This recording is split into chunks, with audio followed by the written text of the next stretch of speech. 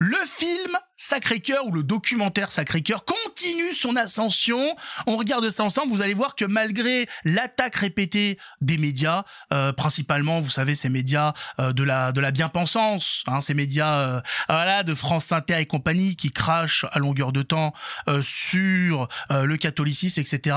Et ben, ce film s'impose comme une œuvre majeure en cette année de 2025. C'est extraordinaire. Et vous allez voir que pourtant, un combat, une lutte est menée contre ce film, mais contre même l'existence, tout simplement, des catholiques, hein, de l'existence publique de Jésus, de sa visibilité publique. Mettez un pouce, abonnez-vous, on regarde ça ensemble. Hop là, regardez ça. Une nouvelle semaine inédite pour Sacré-Cœur. Le film poursuit son incroyable parcours et aujourd'hui, il sera, enfin cette semaine, accessible dans encore plus de salles de cinéma, 347 cinémas.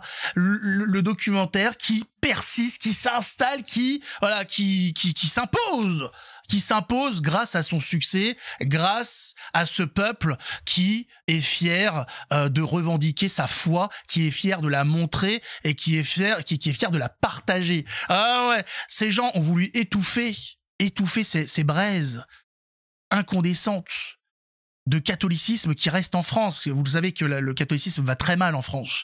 Aujourd'hui, nous sommes une poignée comparé à ce qu'a pu avoir la France, et ils ont pensé que ça allait être facile d'étouffer cette braise, de l'éteindre, et malheureusement c'est tout l'effet inverse qui s'est produit. Ces braises sur lesquelles ils ont soufflé pour les éteindre, elles se sont ravivées, elles se sont enflammées, et les gens sont venus s'agglutiner dans ces flammes pour jaillir tel un volcan, et mettre une PLS à tous ces enculés. Excusez-moi du terme, mais c'est posé. Pourtant, il s'en est passé des choses. Il s'en est passé, notre ami de Marseille, le maire Benoît Payan, maire du Parti Socialiste, un maire socialiste, un maire de gauche, a pourtant fait en sorte d'interdire le visionnage de ce film à Marseille, dans la salle du château de Busine, je crois, il me semble que c'est ça. Alors là, elle dit non, au nom de la laïcité, c'est pas possible. Alors, il est où ce maire pour qu'on puisse parler? Il faut le trouver dans une des mosquées présentes à Marseille. Il passe son temps dans les mosquées. Il passe son temps avec les musulmans dans les mosquées, etc. Voilà. Au nom, bien évidemment, en respectant la laïcité. Attention. Cette laïcité, vous le savez, qui en France sert à attaquer le catholicisme, il faut le dire, et à mettre en avant toutes les autres pseudo-croyances. Et on le voit, on en a un exemple. Ah ouais, mais qui est extraordinaire, parce qu'il nous sert la soupe, ce type. On le voit, il y a que ça qui tourne. On le voit partout, à faire des prêches dans les lieux, dans des mosquées, etc., à inviter les gens à lire des sourates. Nous avons un maire, un élu de la République, soi-disant laïque, qui invite les gens à lire des sourates. Et il nous explique que le visionnage d'un film catholique, d'un documentaire catholique sur Jésus, ça c'est pas possible. Voilà, ça va à l'encontre de la laïcité. Ouais, on a bien compris à qui servait la laïcité. Je rappelle, amis catholiques, que en tant que catholique, justement, vous ne pouvez pas être pour la laïcité. Regardez à quoi ça sert. Renseignez-vous sur les conséquences de la laïcité depuis le début du XXe siècle. C'est une horreur. Renseignez-vous. Tous ces religieux et religieuses qui se sont retrouvés à la rue, toutes ces écoles catholiques qui se sont fait fermer au nom de la laïcité, à cause de ces pourritures de francs-maçons et compagnie. Je crache sur la laïcité. Je l'enterre. Voilà, après lui avoir cassé la gueule avec une pelle. Bien évidemment, voilà, je prends une pelle d'un chantier de nos amis portugais et je casse la gueule à la laïcité avec et je l'enterre ensuite. Voilà ce que j'en fais de la laïcité.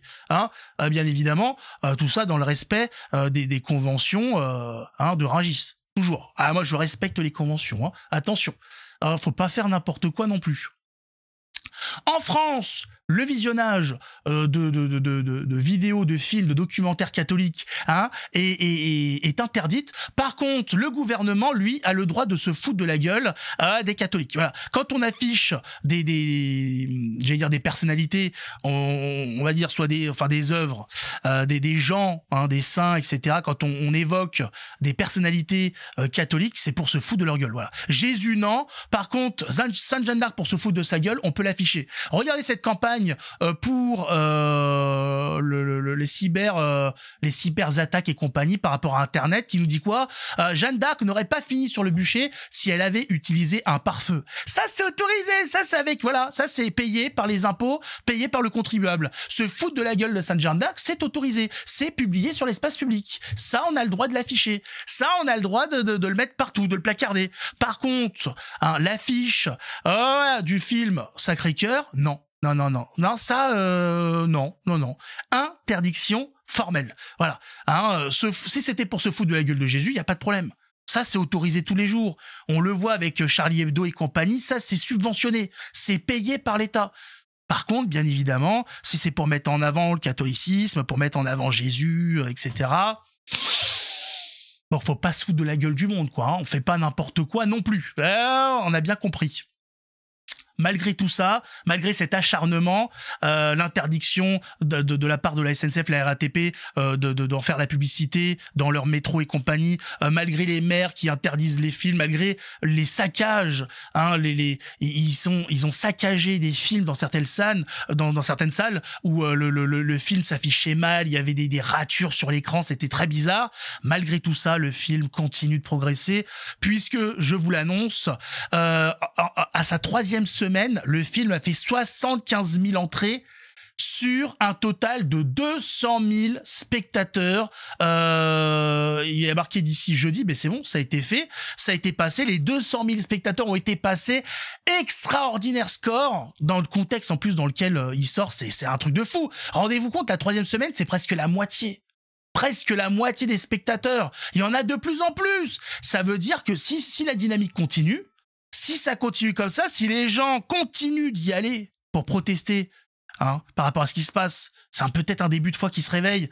On pourrait espérer peut-être, hein, atteindre les facilement, je pense déjà les 300 000, mais il peut viser les 500 000 spectateurs. Hein. Franchement, 500 000 spectateurs, vous vous rendez compte ou pas?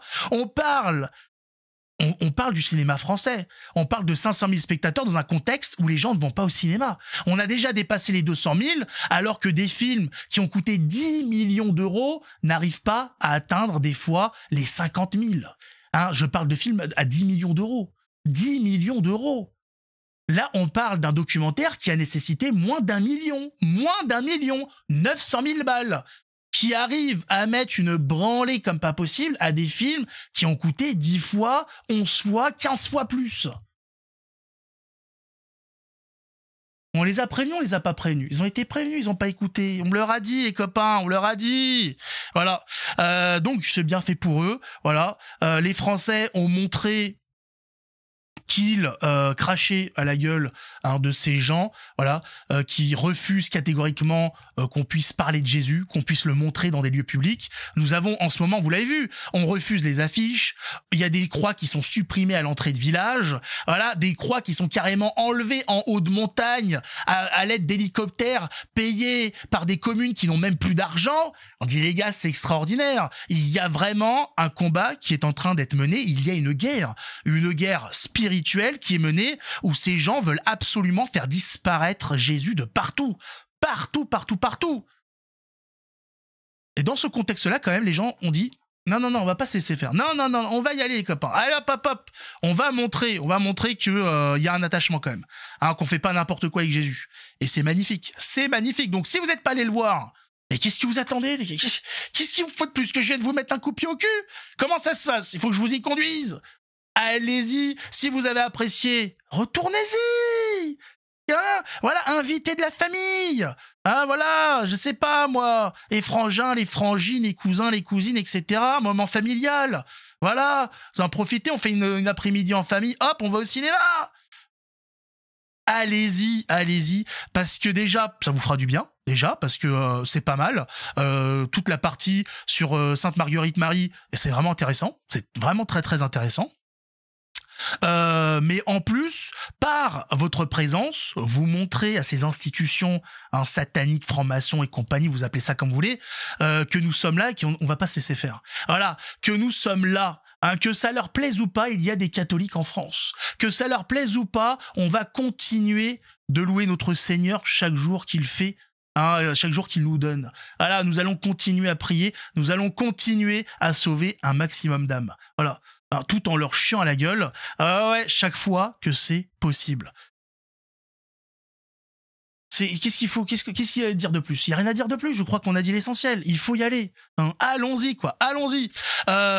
Pour finir, quand même, je vais citer notre ami Steven Gurnall, celui qui a réalisé Sacré-Cœur. Voilà. Il nous dit, je ne supporterai plus, il annonce, que le christianisme soit censuré en France. Il annonce, il demande aux gens, réveillez-vous les mecs, les femmes aussi, bien évidemment. Hein, voilà, hein, tout le monde est appelé à être réveillé. Voilà, il faut qu'on se réveille. Il faut qu'on se réveille parce que nous sommes en plein milieu d'une bataille. C'est plus le moment de dormir. Hein, je le rappelle, nous devons prier comme si tout dépendait de Dieu et nous battre comme si tout dépendait de nous. Je ne vais pas vous rappeler quand même ces propos de Sainte Jeanne d'Arc. C'est comme ça que ça se passe. Prions avec ferveur et agissons chaque jour que Dieu nous donne pour la gloire de notre Seigneur sur terre. Vous connaissez l'adage, mais c'est bon, hein, c'est bon de le répéter. Ça fait chaud au cœur, ça fait du bien à l'âme. Battons-nous chaque jour. Vous avez bien vu que tous ces gens-là n'ont qu'une envie, c'est de faire gagner leur camp dégueulasse, en sachant qu'à la fin, en plus, ils perdent.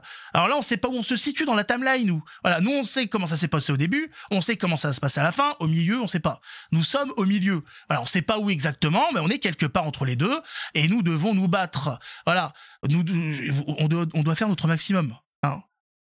Je rappelle que nous serons jugés à notre mort, avant après d'être jugés au jugement dernier, hein, le fameux. Voilà, allons-y. Il y a des combats à mener, il faut y aller.